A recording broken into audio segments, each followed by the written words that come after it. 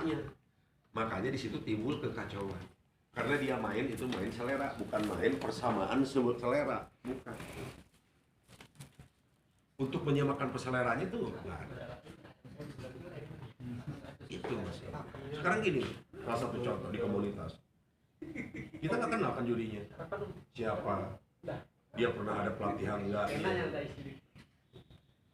Asal mau jadi juri main cabut, asal mau jadi juri main cabut. Bukan masalah kita ingin juga ya, jam terbang bukan ya.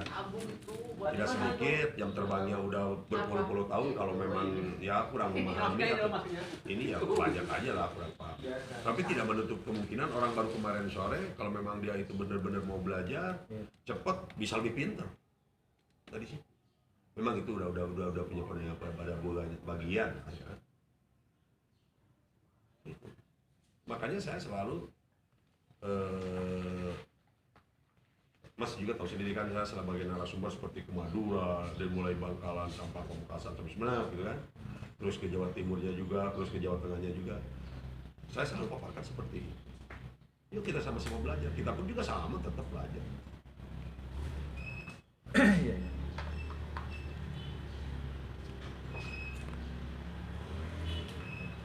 Apalagi dengan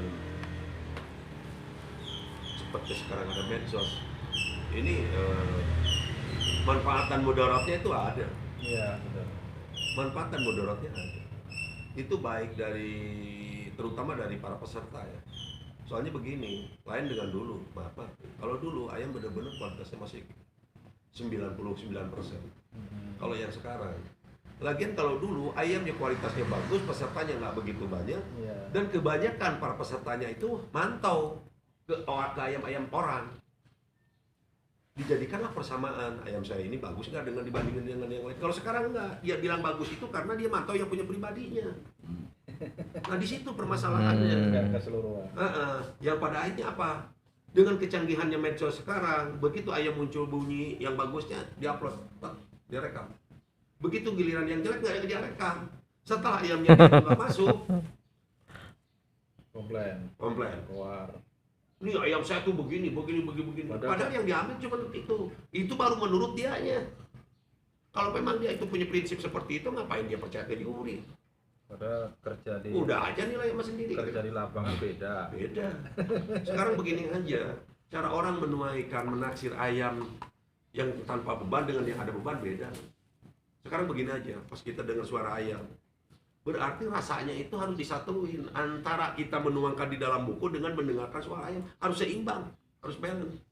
Kalau tidak, berantakan. apa kata dunia gitu kan? Itu. Nah disitulah bebannya jadi juri. Makanya juri ini dituntut harus punya mental baja, bukan mental tempe. Harus memahami dengan cara kinerjanya yang cepat, apalagi dengan kejujurannya harus ditopang. Di antara ada beberapa kategori itu harus benar-benar balance sama. Harus ada seimbang. Karena apa? Orang tidak cukup dengan jujur saja. Oke, orang itu jujur tapi menguasai suara ayam tidak. Ada apa? Tetap aja belepotan. Jujur iya, menguasai suara ayam iya, tapi cara kinerja dia kan timbul permasalahan dari peserta. Tentu itu memang udah resiko. Nah di situ. Terus sekarang kena mental, baru dijerowokin sama peserta, malah kita marah sama peserta. Berarti mental kita ini udah nggak bukan mental baja lagi. Padahal itu aja. Yang berkuasa di lapangan itu adalah kita, yang mempertanggungjawabkan juga kita. Siapa sih peserta yang nggak mau juara? Iya. Semua peserta biarpun dia bawa ayam asal-asalan tetap maunya juara. Bohong kalau nggak mau juara. Penasaran banget.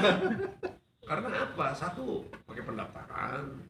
Dan kedua, pengen lah dianya juga kayak yang lain.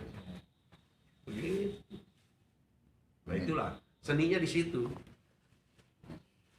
Di samping itu pengen menaikkan kualitas dari ayamnya itu, termasuk harganya. Nah, kalau dari ayam juara tentu anaknya, nah ada pengaruhnya juga.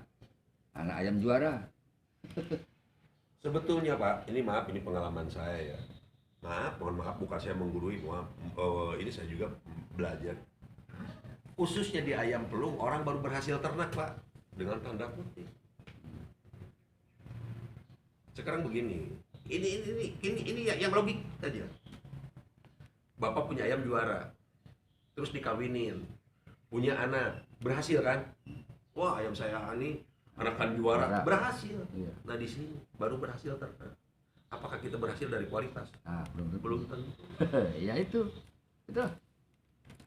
Tapi dengan ternak sendiri itu misalkan dari anak juara aja kita udah bangga. Soalnya ternak itu tidak semudah itu. Memerlukan tenaga, biaya, pikiran. Waktu. Nah, ini mohon maaf lagi Pak, saya mau tanya. Karena waktu itu pernah ada suatu perdebatan ini, kalau nggak salah di grup, nggak salah. Ada nggak atau bisa nggak Pak? Anak baik dari keturunan bobot bebek jelek. Muncul anak baik. Nah, jadi begini Pak. Di sini perlu pemahaman yang lebih luas dan panjang. Yang mengatakan bibit bobotnya jelek, kita ini udah sampai sejauh mana memperhatikan tersebut? Satu itu. Dan kedua, apakah kita tahu nasabnya asal muasalnya dari awal? Analisanya itu yang perlu. Belum kan? Iya. Nah, sekarang begini aja. Kalau kembali lagi ke logika Pak, tidak sedikit ayam yang terah juara aja tidak bisa menurunkan bagus, apalagi yang Jelek. kurang bagus. Jadi kesimpulannya? Ya kesimpulannya yang bagus tetap yang bagus aja.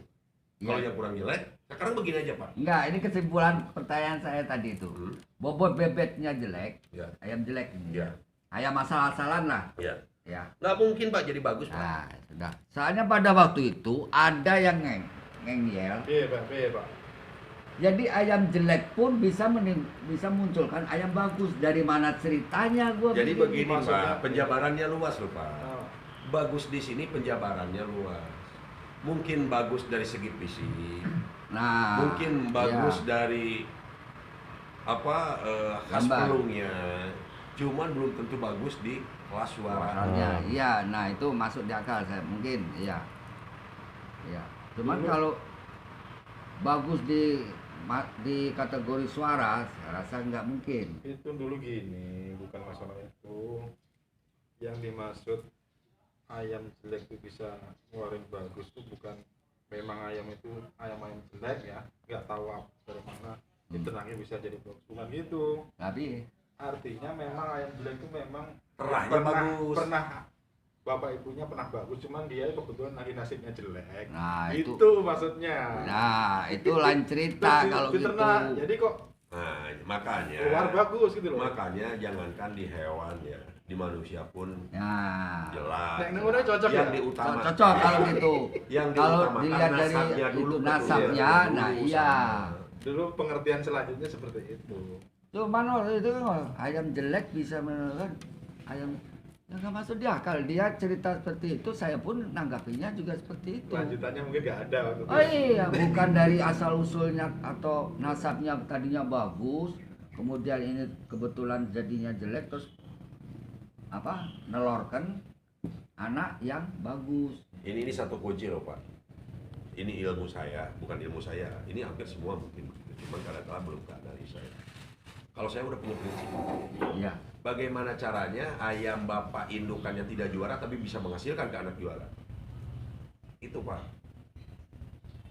Yang jadi PR. Jadi nggak mesti bapaknya juara, anaknya juara ya. Saya nggak pernah pakai ayam yang juara, tapi anaknya. Tapi alhamdulillah sekalipun anaknya itu bapaknya nggak juara, tapi anak banyak yang juara. Perawatan, Pak. Tapi tetap kita juga jangan menghilangkan silsilah sejarah Nah, dan nasab. Itu salah satu. Salah Yang satunya. kedua perawatan ya Perawatan. perlu juga. Iya. Nah, perawatan udah jelas, Jadi, yang namanya barang hidup kan Jangan mesti dibalik, dirawat. jangan dibalik, cuman perawatan aja kok bisa bagus, kayaknya nggak mungkin Pak ya.